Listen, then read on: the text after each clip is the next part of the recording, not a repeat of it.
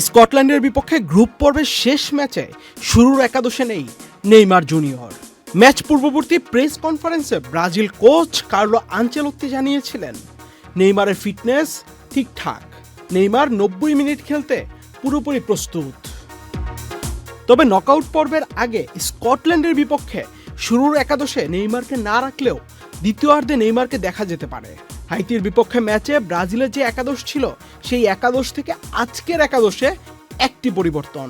Injured রাফিনহার জায়গায় দলে এসেছেন রায়ান, এছাড়া দলে আর কোনো পরিবর্তন নেই। স্কটল্যান্ডের বিপক্ষে ব্রাজিলের হয়ে গোলকিপারের দায়িত্বে থাকবেন এলিসন, রক্ষণভাগের দায়িত্বে থাকবেন Danilo, Marquinhos, Gabriel, Santos. Midfield সামলাবেন Casemiro, Bruno Guimaraes, Lucas Paquetá.